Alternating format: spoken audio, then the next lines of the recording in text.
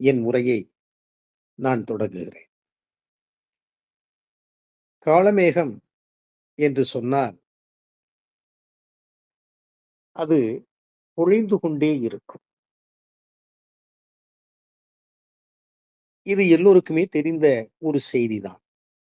ஏற்கனவே இந்த நிகழ்ச்சியின் தலைமையில் அசோகன் ஐயா அவர்கள் நல்ல செய்திகளை சொல்லிவிட்டார்கள். அவருடைய இயற்பெயர் என்ன? வரதன் என்பது. அவருடைய பெயருக்கான காரணத்தை சொன்னார்கள். அவர் எழுதியிருக்கக்கூடிய அந்த நூலையும் சொன்னார்கள். ஆக எல்லோருக்குமே தெரிந்த ஒரு நபர்தான். கந்தன் ஐயா அவர்கள் ஒரு பெண்மணியை சந்தித்த காளமேகம், தன்னுடைய கவித்துவத்தை ஓரம் கட்டிவிட்டு, "நான் கவி அல்ல, நீர்தானம்மா கவி" என்ற அந்த நிகழ்வையும் அழகாக இங்கே பதிவு செய்தார். காளமேகத்தை பொறுத்தமட்டிலே பல கதைகள் உண்டு. கதைகள் பல இருந்தாலும், அந்த கதைகளுக்கு பின்னால் அவருடைய அந்த கவி வளம், சொல் ஆளுமை, சட்டென உடனுக்குடனேயே உணர்வுகளுக்கு ஏற்ப புனையக்கூடிய அந்த வேகம். தமிழைப் பொறுத்தமட்டிலே ஆசுகவி, சித்திரக்கவி, மதுரகவி, பித்தாரக்கவி என்று சொல்லுவார்கள். இவருக்கு 4 கவிகளுமே சரளமாக வந்தன என்பது உண்மை. நக்கல் என்று நாம் இன்றைக்கு சொல்லிக் கொண்டிருக்கிறோம். அந்த நக்கல், நையாண்டி, கேலி இவருக்கு கைவந்த கலை. சாடுவது என்றாலும் மிகச் சரியாக தமிழிலே சாடுகின்ற ஆற்றல் வாய்ந்த கலைஞர். புகழ்ந்து சொல்வது என்று சொன்னாலும் அப்படி புகழக்கூடிய பண்பை உடையவர். ஆக இவருக்கு தமிழ் இலக்கிய மரபு சூட்டிப் பார்த்த தொடர் என்ன என்று சொன்னால், வசைபாட காளமேகம் என்றுதான் சொல்லுவார். ஆக வசை என்று சொல்லுகின்ற போது வழிகரப்பு இருக்கும்.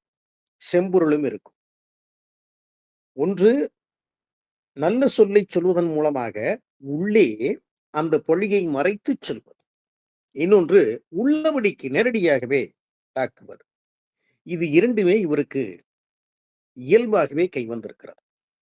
இவர் நம்முடைய இன்றைய நிகழ்ச்சியின் தலைவர் சொன்னது போல, திருக்குடந்தை பகுதி வடமரான பிராமணர் மரபு என்று ஒரு சாரர் சொல்லுகிறார்கள். இன்னொரு சாரர் திருக்குடந்தை பகுதி சோழிய பிராமணர் மரபு என்று சொல்லுகிறார்கள். இதெல்லாம் ஒருபுறம் இருக்கட்டும். இன்னொரு கதையும் இருக்கிறது. பாண்டி நாட்டு திருத்தலங்களிலே, வைணவ திருத்தலங்களிலே பாடல் பெற்ற தலம் என்று திருமோகூரை சொல்லுவார். மொத்தம் 108 தலம். அதிலே இதுவும் ஒன்று. இந்த கோயிலினுடைய பரிசாரகர் மகன்தான் என்ற கருத்தும் இங்கே இருக்கிறது. இல்லை என்று சொல்ல முடியாது. மோகூர் பெருமானை பாடியதும் இவர் பெயர் காளமேகம் என்பதற்கு ஒரு நல்ல சான்று. இந்த கருத்தும் இருக்கிறது. ஆனால் இலக்கிய ஆசிரியர் மு. ராகவையங்கார் அதிமதுர கவியினுடைய ஒரு பாடலை எடுத்து வைத்துக் கொண்டு, இவர் பெயர் வரதன் என்பது இயற்பெயர். அந்த தொடர அப்படியே எடுத்து வச்சுக்கிறார். வாச வயல் நந்தி வரதா, திசை அனைத்தும் வீசு கவி காளமேகமே. இதுதான் அந்த வெண்பாவினுடைய முதல் 2 வரிகள். நந்தி வரதா. வரதா என்பது இவருடைய பெயர். அதற்கடுத்து இவருக்கு கொடுக்கப்பட்ட அந்த சிறப்பு பெயர் என்பதுதான் காளமேகம் என்பது. ஆக இவரை பொறுத்தமட்டிலே கதைகள் எப்பொழுதுமே சரியாக வரலாறு இல்லை என்று சொன்னால், கதைகளை நம் ஊரிலே இயல்பாக சொல்ல ஆரம்பித்து விடுவார்கள். அது அன்றும், இன்றும் நடைமுறை வழக்கம் தான். யாரும் அதை குறைக்க முடியாது. அது இயல்பாகவே நாம் அப்படித்தான் சொல்லி வருகின்றோம். இவர் பெற்றோர் யார்? தெரியாது. உண்மையிலேயே இவருடைய ஊர் திருக்குடந்தை பகுதிதானா? இல்லை திருமோகூரா? தெரியாது. காலம் கடந்து போக, போக, போக புது, புது செய்திகள் உள்ளே சேர்ந்த வண்ணம் இருக்கும். மூலம் என்பது மிகச்சிறிய அளவிலே இருக்கும். எப்படி? காவிரி உதயமாகக்கூடிய அந்த பகுதி சிறு பகுதிதான். ஆனால் அது அங்கிருந்து கிளம்பி, பொங்கி, பிரவாகம் எடுத்து பரவி எல்லா பக்கமும் குறிப்பாக அங்கே ஆரம்பித்து தமிழகம் முழுக்க அது ஓடி கடலிலே கலக்கிறது. அதே போல மூலம் ஒன்றுதான் வரதனை பொறுத்த மட்டிலே. ஆனால் கதை பார்த்தீங்கன்னாக்க, இவரு கொஞ்சம் வயது வந்ததுக்கு பின்னால ஊரை விட்டு கிளம்புகிறார். எதற்காக? வேலை தேடி. இறுதியாக ஸ்ரீரங்கம் போய் சேருகிறார். அங்கே இவருக்கு பரிசாரகர் வேலை. இங்கே ஒரு சைவ கோயில் இருக்கிறது. சம்புகேஸ்வரர் கோயில் என்பது. அங்குள்ள இறைவன் முன்னால் ஆடி பாடி தன்னுடைய இறை தொண்டை செய்து வரக்கூடிய மோகனாங்கி என்ற பெண் இருக்கிறார். அந்த பெண்ணினுடைய அழகு பரதனுடைய மனதை கவ்வுகிறது. இவர் வேலை பார்ப்பதோ பெருமாள் கோயில். அந்த பெண்ணோ சைவம். காதலுக்கு இந்த செய்திகள் எல்லாம் ஒரு பொருட்டே அல்ல. இருவரும் விரும்பினார்கள். ஒரு தடவை மார்கழி மாதம் அங்கே சைவ கோயிலிலே திருவெம்பாவை பாராயணம் போய்கொண்டிருக்கிறது. மோகனாங்கி பாடல் பாட வேண்டிய நாள். அந்த பாடலிலே ஒரு வரி வருகிறது.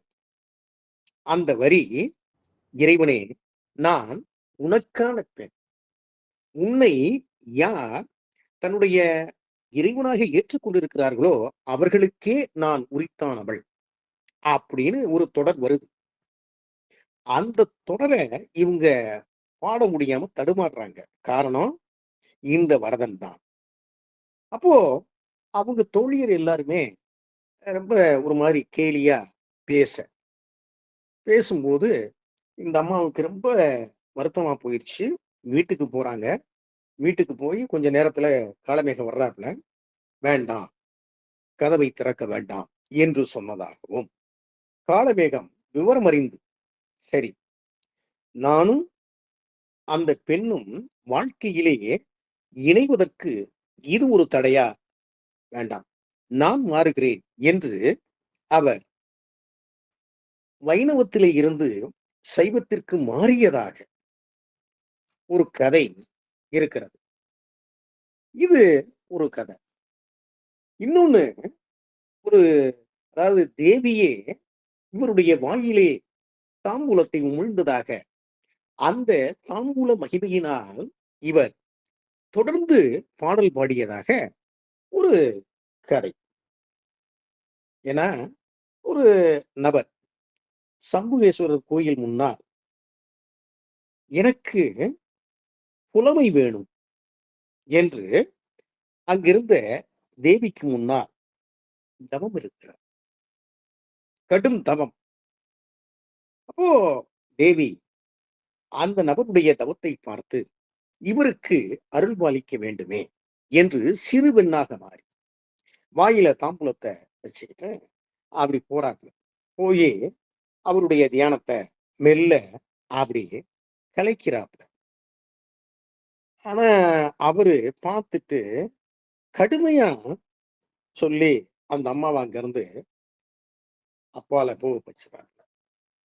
அங்கே அந்த கோயில் வாசல்ல இவர் படுத்திருக்கிறார். இவரை போய் தட்டி எழுப்பி, எப்பா, இந்த மாதிரி நீ வாயை தர அப்படின்னு சொல்லி தாம்பூலத்தை உமிழ்ந்ததாக. அதன் பின்னா இவர் மடை திறந்த வெள்ளம் போல கவிதை பாடியதாக அதை சொல்லுவார்கள். அவரே சொல்லியிருக்கிறார், நான் சும்மா இருந்தாலும் இருப்பேன், பாட ஆரம்பிச்சிட்டேனாக்க அவ்வளவுதான், நான் காளமேகம்தான். பாட்டு அருமையான பாட்டு. இம்மென்னு முன்னே 700 800 அம்மென்றால் 1000 பாட்டாகாதோ, சும்மா இருந்தால் இருந்தேன், எழுந்தேனே ஆமாயின் பெருங்காலமேகம் பிள்ளாய். இதுதான் இவருடைய திறமை. இம்மென்னும் முன்னே 700 800 அம் என்றால் 1000 பாட்டும் என்னால் பாட முடியும். சும்மா இருந்தாலும் இருப்பேன். யாராவது என்ன சீண்டிட்டாங்கன்னா அவ்வளவுதான். நான் காலமேகமாக கவிதையை பொழிந்து தள்ளி விடுவேன் என்று தன்னை பற்றி, தன்னுடைய திறமையை பற்றி அவர் அறிமுகப்படுத்திக் கொள்கிறார். இவருடைய வாழ்க்கையிலே திருமலை ராயன் என்ற மன்னன் வருகிறார். அந்த மன்னனுடைய அவையிலே அதிமுதர கவி இருக்கிறார். இவருக்கும் அவருக்கும் புலமை காய்ச்சல். என்னமோ தெரியவில்லை. அவர் இவரை ஏற்றுக்கொள்ளவே இல்லை. இந்த அதிமுதர கவிக்கு ஒரு புலவர் குழாம் இருக்கிறது. கிட்டத்தட்ட 64 நபர்கள். அவர்களுக்கு பெயரே தண்டிகை புலவர் என்று சொல்லுவார்கள். அப்போ அவர் வர்றதை பார்த்துட்டு இவர் வீதியில நிற்கிறார். 64 பேரும் அதிமுதர கவியினுடைய சிறப்பை புகழ்ந்த வண்ணம் வீதியிலே வந்து கொண்டிருக்கிறார். இவரு நிற்கிறாரு. ஒன்னும் அவங்க பாடுற மாதிரி பார்த்ததுமே அவங்க ஏதோ சொல்ல இவரு சட்டுன்னு பாட்டை அப்படி தூக்கி போடுறார். அருமையான பாட்டு. அதிமதுரம் என்றே அகிலம் அறிய துதி மதுரமாய் எடுத்துச் சொல்லும் புதுமை என்ன? காட்டுச் சரக்கு உலகில் காரமில்லா சரக்கு, கூட்டுச் சரக்கு அதனை கூறு. அவ்வளவுதான். எல்லாம் சொன்னாலும் கூட அதுல ஒண்ணுமே இல்லை. அது காட்டுச் சரக்கு, காரமில்லாத சரக்கு, கூட்டுச் சரக்கு, தனித்துவம் இல்லாத ஒன்று. தனித்துவம். ஏன்னா அதிமுதர தழை அப்படின்றத குறுந்தொகையில ஒரு பாடல்ல புலவர் குறிக்கின்றார். என்னன்னு சொன்னாக்க, இந்த அதிமுதர தலையை யானை தின்றால் அதற்கு ஜீவன மதம் ஏறும் என்று அந்த பாட்டினுடைய கருத்து. யானை தழையை உண்டால் மதம் பிடிக்கும். தலைவனும் தலைவியை பார்த்தாலேயே காதல் மதம் பிடித்துவிடும் அப்படின்றதான் அந்த பாட்டு. அது ஒண்ணுக்கும் மனிதர்களுக்கு அது பயன்படாது. அதான் இங்க சொல்றார். மனிதர்களுக்கு பயன்படக்கூடிய விதமாக நீ ஏதாவது பாட்டை பாடி இருக்கின்றாயா? சும்மா ஒரு 64 பேரை வச்சுக்கிட்டு முன்னால போனாலும் சரி, பின்னால போனாலும் சரி, அங்கிட்டு போனாலும் சரி, இங்கிட்டு போனாலும் சரி, சும்மா புகழ்ந்து பாடுகின்ற வண்ணம் அவர்களை வளர்த்து வைத்திருக்கின்றாயே, என்னையா பாட்டை எழுதிக்கிட்டு இருக்க? காட்டு உன் சரக்க. ஒரு பக்கம் காட்டு சரக்கு. உன்னுடைய திறமையை காட்டு. கொஞ்சம் கூட அதுல காரம் இல்லை.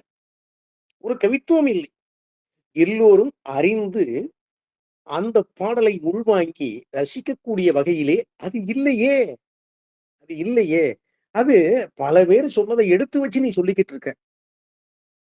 உனக்கு ஒரு அரசன் திருமலை ராயன் அப்படின்னு சொல்லிட்டு ஒரு பாடல். அதுக்கடுத்து இவருக்கு அவருக்கு இடையில சில பிரச்சனைலாம் வருது. இவருடைய புலமையை அவர் அங்கீகரிக்க வேண்டும் அப்படின்றதுக்காக அவர் என்ன பண்றாருனாக்க, அதிமுதர கவி, சரி போட்டி வைப்போம். நான் இப்படி பாடணும்னு சொல்லுவேன். சரியா பாடலைனாக்க அது அரிகண்டம் அப்படின்ற ஒரு தண்டனை உங்களுக்கு உண்டு. அரிகண்டம்னாக்க கத்தி. 2 பக்கம் கத்தி தொண்டைக்கு நேரா இருக்கும். சரியா இவர் கொடுத்த அந்த பொருள், அவர் சொல்லுகின்ற அந்த யாப்பிலை பாடவில்லை என்று சொன்னால் கழுத்து அவ்வளவுதான், அடிபட்டு போகும். இவர் என்ன சொல்றாருனாக்க, இது எதுக்கிய அரிகண்டம்? நான் யமகண்டமே பாட தயார். நீங்க தயாரா? வாங்க. இது எப்படின்னாக்க, ஒரு 16 அடி நீளம், 16 அடி அகலம், 16 அடி ஆழம் மண்ணுல ஒரு குழிய வெட்டி 4 மூலையிலையும் 16 அடி உயர இரும்பு சட்டங்களை அப்படி நட்டு வைப்பாங்க. அவற்றின் மேலே 4 புறமும் சட்டமிட்டு அதன் நடுவே குறுக்க ஒரு சட்டம் போடுவாங்க. குறுக்கு சட்டம் பெரும்பாலும் சந்திக்கக்கூடிய அந்த இடத்துல ஒரு குழி இருக்கும். குழிக்கு நடுவே கீழே பார்த்தா இரும்பு சட்டி. அந்த இரும்பு சட்டிக்கு கீழே நெருப்பு எரிஞ்சுக்கிட்டே இருக்கும். இரும்பு சட்டியில எண்ணெய், குங்கிலியம், இந்த மாதிரியான அரக்கு, மெழுகு எல்லாமே போட்டு வச்சிருப்பாங்க. கீழே திகுதிகுன்னு எரிஞ்சுக்கிட்டு இருக்கும். இந்த 4 பக்கமும் 4 திசைகள்லையும் 4 யானைகளை நிறுத்தி, சங்கிலிய கட்டி, சங்கிலியினுடைய முனையில வந்து கத்தி. அந்த கத்தி சரியா இடுப்பு, கழுத்து. நான் சொல்ற அந்த அடிப்படையில நீங்க பாடல் பாடியாச்சுன்னா, சரிதான். ஏற்றுக்கொள்கிறேன். பாடலைனாக்க உங்களுக்கு அந்த குழியே யமகண்டமாக போய்விடும் அப்படின்றாங்க. அவரு அரண்டு போறாரு. இது என்ன புதுசா இருக்கு அப்படின்ட்டு. இந்த கதை, இந்த வரலாறு எல்லாவற்றையுமே நான் விட்டு விடும். இவருடைய அந்த புலமை, கவித்துவம் அவ்வளவு அருமையாக இருக்கிறது. அதாவது அந்த சொல் விளையாட்டு அப்படின்னு நம்ம இன்னைக்கு பார்க்கிறோம். தந்தியிலலாம் வரும். வார்த்தை விளையாட்டு. ஒரு வட்டம் குடுத்து, அத கிட்டத்தட்ட நடுவுல ஒரு வட்டம். மற்றபடிக்கு வந்து ஒரு 8 பகுதியா பிரிச்சிருப்பாங்க. மொத்தம் 9 எழுத்துக்கள் இருக்கும். அந்த எழுத்துக்கள வச்சுக்கிட்டு நீங்க ஒரு 15 வார்த்தைகளை கண்டுபிடியுங்கள். அப்படின்ற மாதிரி சில விளையாட்டுகள் வரும். இவரு ஒரு சொல்ல வச்சுக்கிட்டு நெறைய விளையாடுறாரு. இந்த திருமலை ராயனை பற்றி அவருடைய புகழை பாடுகின்ற விதமாக ஒரு வாள் அப்படின்ற சொல்ல வச்சுக்கிட்டு விளையாண்டுருக்காரு. பாட்ட வாசிக்கும்போது இப்படியெல்லாம் பாட முடியுமா? அப்போ அதுல தமிழ்ல, தமிழ் மொழியில, தமிழ் மொழி பயன்பாட்டுல, முன்னோர் கவிதைகள்ல ஆழமான பரிச்சயம் இருந்தால் தான், கலைமகளின் கடாட்சம் இருந்தால் தான், இது போன்ற கவிதைகளை கட்ட முடியும். இல்லாதவர்களுக்கு அந்த கவிதை என்பதே ஒரு மிகப்பெரிய சுமையாக அமைந்துவிடும். அதனாலதான் இந்த யாப்பலங்காரியை படிப்பதற்கு, யாப்பருங்கலக்காரியை படிப்பதற்கு அந்த காலத்துல ரொம்ப வேண்டாம். ஏன்னா, "காரிகை கற்று கவி பாடுவதினும், பேரிகை கொட்டி பிழைப்பது நன்று" அப்படின்ற மாதிரி ஒரு பாடல் ஒண்ணு உண்டு. ஏன்னு சொன்னாக்கா, அவ்வளவு சிரமம். இவரு அதுல அவ்வளவு தெளிவா இருந்திருக்காரு. பாருங்க, அந்த பாட்டு, "செற்றலரை வென்ற திருமலை ராயன் கரத்தில் வெற்றி புரியும் வாளே வீரவாள்." திருமலை ராயன் கரத்துல இருக்கக்கூடிய அந்த வாளே உண்மையிலேயே வீரவாள். மற்றைய வாள் போவாள், வருவாள், புகுவாள், புறப்படுவாள், ஆவாள், இவாள், அவாள் ஆம். இதுதான் திறமைன்றது. வாள், வீரவாள் குடுத்துட்டாரு. அப்போ ஏனைய வாளெல்லாம் முழுக்க முழுக்க நீங்க பார்த்தீங்கன்னாக்க, வினைமுற்றுச் சொற்களாக, பெண்பால் வினைமுற்றுச் சொற்களாகவே. ஏன்னா, அந்த காலத்துல போர்க்களத்துல பெண்கள் வாய்ப்பு இல்ல. ஏன்னா, புறநானூறு நமக்கு அப்படித்தான் காட்டுது. சிறுமகனைத்தான் வீதியில விளையாடிக் கொண்டிருந்த அந்த சிறு பிள்ளையத்தான் அழைச்சு, "போப்பா, இந்தா வேலை கையில குடுத்துட்டு போ, போர்க்களத்துக்கு போன்னு" சொல்லக்கூடிய அந்த தாய நாம அங்க பார்க்கிறோம். அதேதான் இங்க. போவாள், வருவாள், புகுவாள், புறப்படுவாள், ஆவாள், இவாள், அவாள். இதுல ஒரு குறிப்பிட்ட சமூகத்தினுடைய பேச்சு வழக்கம் இருப்பதை பார்க்க முடியும். ஆக, வீரவாளச் சொல்லும்போது, அந்த பெண்பாலை குறிக்கக்கூடிய வினைமுற்று விதி வைத்துக்கொண்டு, ஒரு அருமையான வினைமுற்ற அடுக்கி கடைசியா முடிக்கும்போது, ஒரு சமூகத்து மக்களினுடைய அந்த நாவிலே புழங்கக்கூடிய அவாள், இவாள். இதுதான் இவருடைய சிறப்பு. அதுக்கடுத்து இந்த திருமலை ராயனை இது அந்த இடத்துல பாடிட்டாரு. அவருடைய அவையிலே இருந்த அதிமுதரு கவி, அவருக்கு கீழ ஒரு 64 புலவர்கள், தண்டிகை புலவர்கள். இவங்க பூரா கவிராயர்ன்னு சொல்ல, இவருக்கு அவங்களுக்கும் ஒத்துக்கறல. கவிராயர்ன்னோனே, அத வச்சுக்கிட்டு ஒரு விளையாட்டு விளையாடுறாரு. கவி அப்படின்னாலே குரங்கு அப்படின்னு ஒரு அர்த்தம் உண்டு. அவங்கள பார்த்துட்டு, இவங்கெல்லாம் நாங்கெல்லாம் கவிராயர் அப்படின்னு சொன்ன உடனேயே, சட்டுன்னு குடுக்குறாரு பாருங்க. "வாள் எங்கே? நீண்ட வயிறு எங்கே? முன்னிரண்டு கால் எங்கே? உட்குழிந்த கண் எங்கே? சால புவிராயர் போற்றும் புலவீர்காள் நீவீர் கவிராயர் என்றிருந்த கா. அவ்வளவுதான், பாட்டை முடிச்சுட்டார். சால புவிராயர் போற்றும் புலவீர்காள் நிறைந்த இந்த திருமலை ராயர் என்ற மன்னன் போற்றுகின்ற புலவர்களே, நீவீர் கவிராயர் என்று சொல்லுகின்ற போது வாழுங்க, நீண்ட வயிறுங்க, உன்னால 2 கால் இருக்குமே, உள்ள குழிவான அந்த பொந்துகள் இருக்குமே எங்க. இதுதான் இவருடைய சிறப்பு. இந்த நக்கல்னா இன்றைக்கு நம்ம சொல்லுவோம், பகடின்னு சொல்லுவோம். அது இவருக்கு கைவந்த கலையாக இருந்திருக்கிறது. இவருக்கும் திருமலை ராயனுக்கும் இவருக்கும் ஆகல, இவரை மதிக்கல. அப்போ இவரு மனம் வெறுத்து கிட்டத்தட்ட பாடல் ஒன்ற பாடுறார். இந்த பட்டணம் மண்மூடி போக வேண்டும் அப்படின்ட்டு. அது நடந்ததாக இன்றைக்கு கூட அது அப்படி இருக்கிறதா சொல்றாங்க.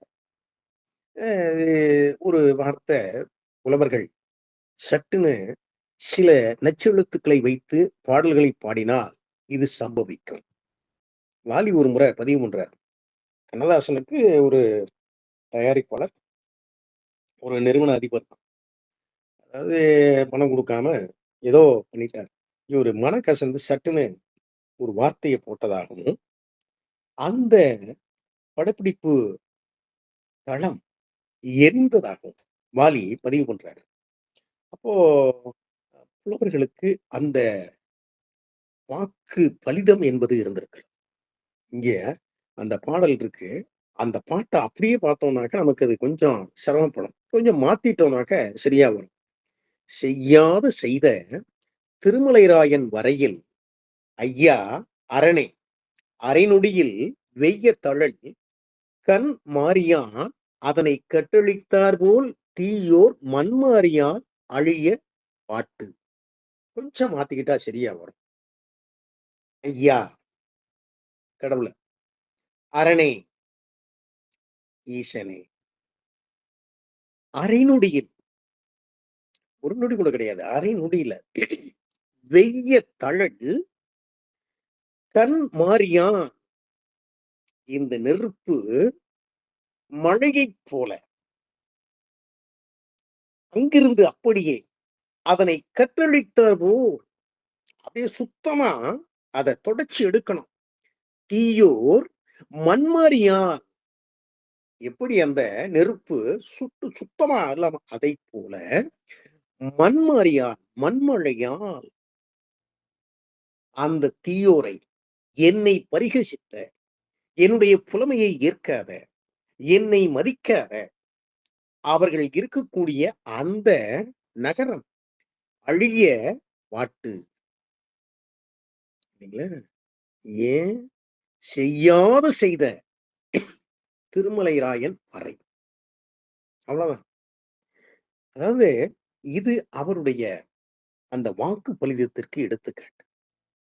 ஏன்னா நெருப்பு எவ்வாறு எல்லாவற்றையும் துடைத்து அழிக்குமோ, அதே போல இந்த மண்மகள் இந்த நேரத்துல எனக்காக நீ வர வேண்டும். ஏன்னா எனக்கு செய்யாததை செஞ்சிட்டான். என்னுடைய மதிப்பை, என்னுடைய உள்ளான மதிப்பை எந்த அளவிற்கு கொச்சைப்படுத்த முடியுமோ, ஏளனப்படுத்த முடியுமோ, எள்ளி நகையாட முடியுமோ, பரிகசிக்க முடியுமோ, அந்த அளவிற்கு அவன் பேசிவிட்டான். எனக்கு இந்த வசை தேவையா, வரலாமா அப்படின்னு சொல்லக்கூடிய அந்த பாட்டு.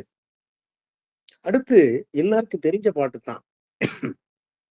அதாவது ஆறுமுக பெருமானுக்கு எவை பெருமை அப்படின்னு ஒரு பாட்டு. எனக்கு திட்டுற மாதிரியே இருக்கும், ஆனால் உள்ளபடிக்கு பெருமைதான். ஏன்னா நம்ம பார்க்கிறோம் இந்த பாட்டு.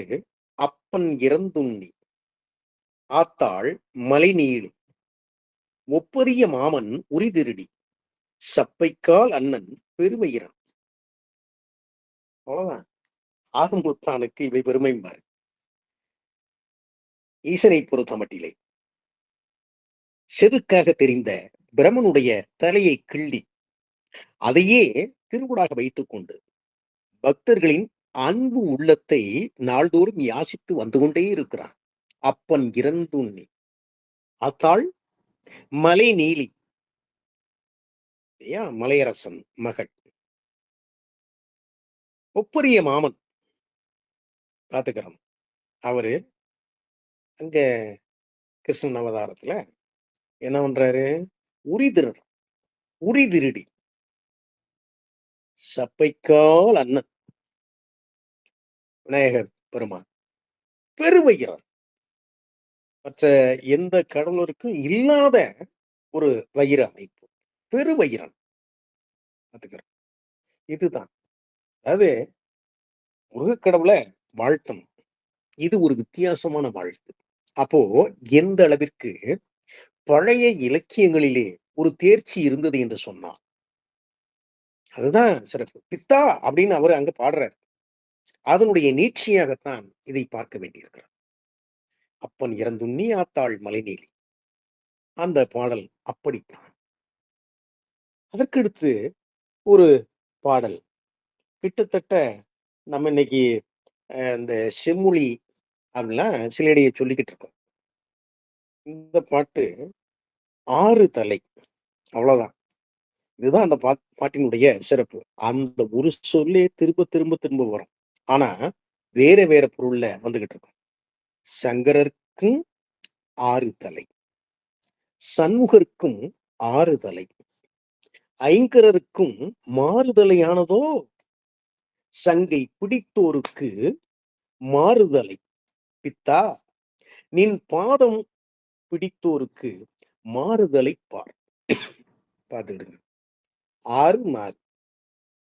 சங்கரருக்கும் 6 தலை, தலையில கங்கையை வைத்துக் கொண்டிருக்கிறார். 6 தலையிலே இருக்கக்கூடிய சிவன். சண்முகருக்கும் 6 தலை, அங்க கங்கையை குறிக்கிறது. பாதத்தை இறுக பற்றியோருக்கு மாறுதலை பார். இந்த இடத்துல அது இல்லையா தொழில் பேரா வந்து நிக்குது. மாறுதலை பார். பிடிச்சாச்சுனாக்க அதுக்கடுத்து அவர்களுடைய வாழ்க்கையிலே மாறுதல் தான் உண்டு. வேறு எதுவும் இல்லை. எனக்கு இந்த பாதம் போதும், எனக்கு இந்த பாதம் போதும். உலகத்து ஆசாபாசங்கள் எதுவுமே வேண்டாம். ஏதோ ஒரு வினை என்னை ஆட்டி படைக்க இந்த புவியிலே வந்து பிறந்தேன். பிறந்து பல்வேறு அலுவல்களுக்கு ஆட்பட்டேன். போதும், எனக்கு இனி பிறவி வேண்டாம். ஈசனே, உன்னுடைய பாத சிலம்புலியை மட்டும் காட்டு. காட்டி என்னை ஆட்கொள். அவ்வளவுதான். வாழ்க்கையே மாறிப்போம். வேறு எந்ததும் இருக்காது. எல்லாரையும் ஒன்று போல பாவிக்கக்கூடிய, கத்தி கொண்டு வெட்டினாலும் சரி, சந்தனம் கொண்டு பூசினாலும் சரி, இரண்டையும் ஒன்று போல பாவிக்கக்கூடிய உள்ளம் என்பது ஈசனுடைய பாதங்களை இறுக பற்றியோருக்கு சாத்தியம். என்ன அழகா அதை சொல்றாரு பாருங்க. அப்போ இந்த மாறுதல், மாறுதலை அப்படின்றத வச்சுக்கிட்டு என்ன அழகா அத 6 அதுக்கு தகுந்த மாதிரி சொற்களை போட்டிருக்காரு. சங்கரருக்கும், ஏன்னா அது நமக்கு தெரியும். இது அதுவும் சேரும்போது, அதாவது மெய்யும் உயிரும் சேரும்போது உயிர்மெய் எழுத்து. என்ன அழகா அந்த பாட்டு படிக்கின்ற போதே சங்கரருக்கும், சண்முகருக்கும், ஐங்கரருக்கும், பிடித்தோருக்கும், அதான் அவருடைய சிறப்பு. கங்கையை பொறுத்தமட்டிலே அது எதற்கும் அடங்காமல் ஓடிக்கொண்டிருக்குது. அத கூட ஒரு பாட்டுல என்ன அழகா, அதாவது அந்த முதல் சொற்களை பார்க்கின்ற போது, பாட்டினுடைய முதல் முதல் அடியினுடைய முதல் சொல், 2ஆம் அடியினுடைய முதல் சொல் பார்த்தா அவ்வளவு அழகா கொண்டு வந்திருக்கிறார். விண்ணுக்கும் அடங்காமல், வெற்புக்கு அடங்காமல், இது முதல் வரி. மண்ணுக்கும் 2வது வரி, மண்ணுக்கும் அடங்காமல் வந்தாலும் பெண்ணை இடத்திலே வைத்த இறைவர், இது இடத்திலேன்றது 3வது வரி, வைத்த இறைவர் சடா ம, அத முடிச்சிட்டு குடத்திலே கங்கை அடங்கும். பார்த்தா மண்ணுக்கு விண்ணுக்கு முதல் வரி, 2ஆம் வரி, 3வது வரி இடத்திலே 4வது வரி குடத்திலே. இப்படித்தான் ஆரம்பிக்குது. அப்போ கங்கை விண்ணுக்கு அடங்கல, மலையிலயும் அங்கல, மண்ணிலையும் அது அடங்கல. ஆனா, பெண்ணை இடப்பக்கத்திலே வைத்துக் கொண்டிருக்கக்கூடிய ஈசனுடைய சடை முடியிலே அது அப்படியே அடங்கி நிக்குதே. சடா மகுடத்திலே. அங்க குடுத்துட்டீங்க குடத்திலே. ஏன்னு சொன்னாக்க, அகத்தியருடைய அந்த சித்து அப்படியே கமண்டலத்துல அடக்கிக்கிட்டாரு. அது நினைவுக்கு வருகிறது. ஆக, இது அவருடைய சிறப்பு. இன்னும் நெறைய சொல்லிக் கொண்டே போகலாம். இன்னொரு அ அந்த நிரல் நிறை அப்படின்னு சொல்லுவோம். அந்த பாட்டும் அருமையான பாட்டு தான். அதாவது பெருமாளுடைய அந்த விளையாட்டுக்கள். அவர் அந்த அவதாரத்துல என்னென்ன பண்ணாரு? உடுத்ததும், மேய்த்ததும், உம்பர்கொண்டு தன்னால் எடுத்ததும், பள்ளிக்கு ஏய படுத்ததும், அண்ணால் எரிந்ததும், அன்பின் இறந்ததும். இது பூரா அங்க. இதற்கான முடிப்பு சொல் எங்க இருக்கிறது? கடைசி வரியில குடுத்து வச்சிருக்காரு. பொன், ஆ, வரை, இலை, காய், பூ. அப்ப எவ்வளவு ஒரு தெளிவு இருந்தது என்று சொன்னால், இப்படி அமைக்க முடியும். அதுவும் சட்டுன்னு பாடக்கூடிய ஆள். உடுத்தது பொன், மேய்த்தது ஆ, உம்பர்கோன் தன்னால் எடுத்தது வரை, பள்ளிக்கு ஏய படுத்தது இலை, அன்னால் எரிந்தது காய், அன்பின் இறந்தது பூ. ஒண்ணொண்ணும் ஒரு நிகழ்ச்சியை சொல்லுகிறது. கடவுளர்கள்ல பிரமாதமா உடுத்தக்கூடிய ஆற்றல், அந்த அழகு திருமாலுக்கு தான். உடுத்தது பொன், மேய்த்தது பசு. இந்திரனால் அந்த கோவர்த்தனகிரியை அப்படி தூக்குறார். வரை, உம்பர்கோன் தன்னால் எடுத்தது வரை, பள்ளிக்கு ஏய படுத்தது ஆள் இலையிலே படுத்தான் இலை, அன்னால் எரிந்ததுவும். சரிங்களா? கன்ற அப்படி எடுத்து அந்த குணிலாக்காய அடிக்கிறார். அன்பின் இறந்தது. மகாபலி சக்கரவர்த்திட்ட போய் அவர் கேட்பது, "எப்பா, எனக்கு ஒரு 3 அடி மட்டும் மண்ணு குடுத்தா போதும். செருக்கு அடக்குவதற்காக." அந்த காலம் வரும்போது இதெல்லாம் நமக்கு அமையும். அதே நேரத்துல அவரு செய்வராக இருந்த பொழுது, ஏன்னா இந்த பொண்ணுக்காக மாறுறாரு இல்லைங்களா? அப்போ காஞ்சியில இருக்கக்கூடிய அந்த கடவுளை நினைச்சு ஒரு பாட்டு. கிட்டத்தட்ட நமக்கும் அறிவுரை சொல்வது போலவே அந்த பாடல் அமைகிறது. "முக்காலுக்கு ஏகாமும், முன் நரையில் வீழாமுன், அக்காலரை கண்டு அஞ்சாமுன், விக்கி இருமாமுன், மாகாணிக்கு ஏகாமுன், கச்சி ஒரு மாவின் கீழ் அறையின்று ஓது." அவ்வளவுதான். முடிச்சுட்டாரு. இது பூரா பார்த்தீங்கன்னாக்க, ஏகாமும், வீழாமும், அஞ்சாமும் இது வந்துகிட்டு இருக்கும். அதாவது நம்முடைய பருவங்கள் தான். கையில குச்சி ஊன்றி நடப்பதற்கு முன்னால் முக்காலுக்கு 2 கால் உண்டு. அதாவது தானா நடக்கையில 2 காலு, உச்சி வழுக்கையில 3 காலு அப்படின்னு சொல்லுவாங்க. முக்காலுக்கு அந்த பருவத்திற்கு போவதற்கு முன்னால், முன் நரையில் வீழாமுன், தலையில நரை தோன்றுவதற்கு முன்னால், அத தவிர்க்க முடியாது. அதுக்கு பயப்படுவதற்கு முன்னால் காலன், காலரை அப்படின்றாரு. அப்போ எந்த நேரம் அவர் வருவாரு தெரியாது.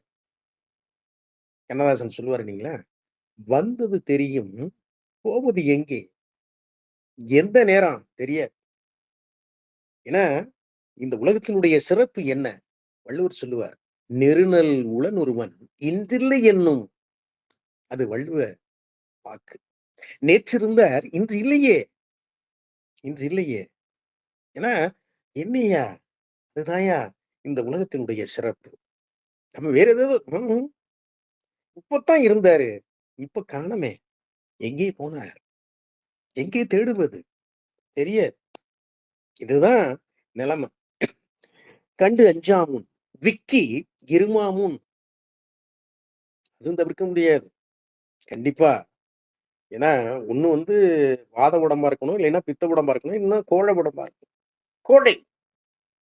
உள்ள வந்துருச்சுனாக்க, நம்ம தொடித்தலை விழுத்தண்டினார் சொல்லுவது போல, இருமு இடைமிடைந்த ஏன்னா சில சொல்லு தான் என்னால பேச முடியுது. அதக்கூட பேச முடியல. ஓயாம இந்த இருமல் வந்து என்ன படுத்துதே! அப்படின்னு புறநானூறுல அவர் சொல்றார்.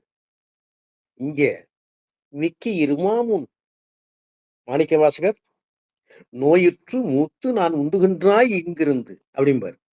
அப்போ இருமுவதற்கு முன்னால் மாகாணிக்கு பெரிய நிலம். எந்த நிலம்? இடுகாடு தான். இடுகாட்டிற்கு போவதற்கு முன்னால் கச்சி காஞ்சியிலே எழுந்தருளி இருக்கக்கூடிய அந்த ஈசனை நீ மனதார பாடிக்கொண்டே இரு என்று சொல்லுகின்ற அந்த லாவகம். ஆக காளமேகத்தை இன்னும் இன்னும் பார்த்துக் கொண்டே இருக்கலாம். நான் சிலதான் சொல்லியிருக்கிறேன். சிலதெல்லாம் ஒப்பிட்டு கவிதை பாடியிருப்பார். எல்லாருக்கும் தெரிந்த பாட்டு நெறைய இருக்கு. "ஆடிக் குடத்தடையும் அடும்பூதை இரையும் மூடித்திறக்கின் முகங்காட்டும் ஓடி மண்டை வற்றிடில் பரபர என்னும்" இது பாம்புக்கும், எள்ளுக்கும், வைக்கோலுக்கும், யானைக்கும், "வாரிக் களத்தடிக்கும் வந்து பின்பு கோட்டை புகும் போரில் சிறந்து பொலிவாகும்" இது. அதுக்கடுத்து தேங்காயையும், நாயையும் ஒப்பிட்டு பாடியிருப்பார். "ஓடும் இருக்கும் அதன் உள்வாய் வெளுத்து இருக்கும்." அப்போ அவருக்கு ஆசுகவியும் வந்திருக்கிறது. மதுரகவியும் இருந்திருக்கிறது. சித்திரக்கவியும் வந்திருக்கிறது. வித்தார கவியும் வந்திருக்கிறது. அது இறைகழல் தான். ஆக இவர் பாடலை தமிழ் மரபு அங்கொன்றும் இங்கொன்றுமாகத்தான் பார்த்து சிலவற்றை சொல்லி வந்திருக்கிறது. உள்ளபடிக்கு இவரை ஆழமாக வாசித்தால் நம்முடைய தமிழ் மரபிலே எதையுமே கேலியாகச் சொல்வது என்பது காலம் காலமாக இருந்து வருகின்ற ஒன்று என்பது நன்றாகவே தெரியும். ஏனென்றால் இது புலவர்களுக்கே இயல்பான ஒன்று. சொல்வதை கடுமையாகச் சொல்வதை விட நையாண்டியாகச் சொல்லி நல்லதை நோக்கி ஒரு நபருடைய மனதை திருப்ப வேண்டும் என்ற எண்ணத்திலே அவர்கள் இந்த முறையை எடுத்துக் கொண்டார்கள். அந்த முறையிலே மிகச்சிறந்து விளங்கியவர் காளமேகம்தான். அவர் வசை பாடினார் என்று சொல்ல முடியாது. தமிழுக்கு வளத்தை பாடினார். தமிழ் மரபை சரியாக உள்வாங்கிக் கொண்டு, அது சமய மரபாக இருக்கட்டும், இலக்கண மரபாக இருக்கட்டும், இலக்கிய மரபாக இருக்கட்டும், சரியாக உள்வாங்கிக் கொண்டு, எந்த சொல்லை எந்த இடத்திலே எவ்வாறு பயன்படுத்தினால் அந்த பாட்டின் பொருள் சிறக்கும் என்பதை அறிந்து, ஆக சொல்லை சரியாக கையாண்டவர். ஏனென்றால் சிலேடை வாடுவது என்பது சாதாரண விஷயம் அல்ல. அந்த சிலேடையிலே எவ்வளவு அருமையாக ஒரு சொல்லை வைத்துக் கொண்டு அந்த சொல்லை பிரிப்பதன் மூலமாக ஒரு பொருளும், பிரிக்காமல் சேர்த்து பார்க்கின்ற பொழுது ஒரு பொருளும், இதெல்லாம் தமிழிலேயே ஆழங்கால் பட்ட நபர்களுக்குத்தான் சாத்தியம். ஆக ஒரு மிகச்சிறந்த கவிஞரை இந்த நாளிலே இந்த அவையிலே லேசாக சொல்லுவதற்கு இன்னும் சொல்ல நிறைய உண்டு. வாய்ப்பு கிடைக்கின்ற பொழுது தொடர்ந்து பேசுவேன். என்னுடைய உரையை செவிமடுத்த முதலிலே நாங்கள் மூவர்தாம் இருந்தோம். அதற்கு பின்னால் ஐயா பரமு நடராஜன் ஐயா அவர்கள் ஒரு சிந்தனை கவிஞர், நல்ல பேச்சாளர், பல தளங்களிலே தன்னை சரியாக நிலைநிறுத்திக் கொண்டு தமிழன்னைக்கு தொடர்ந்து தொண்டாற்றி வருபவர், நல்ல பாடகர். இவர் ஒரு புறம். அதற்கடுத்தாற் போல இந்த இளைஞர்களுக்கு நல்ல உரையை, தன்னம்பிக்கை ஊட்டுகின்ற எழுச்சி உரையை வாய்ப்பு கிடைக்கின்ற போதெல்லாம் இணையதளங்களிலே பேசி பேசி பேசி தழும்பி ஏறி சிந்தனையே தன் முன்னேற்ற பேச்சாக மாறிய வினிதீர்த்தன் ஐயா அவர்களும் வந்திருக்கின்றார்கள். அவர்களுக்கும் என் நெஞ்சார்ந்த நன்றி. வாய்ப்புக்கு நன்றி. வணக்கம்.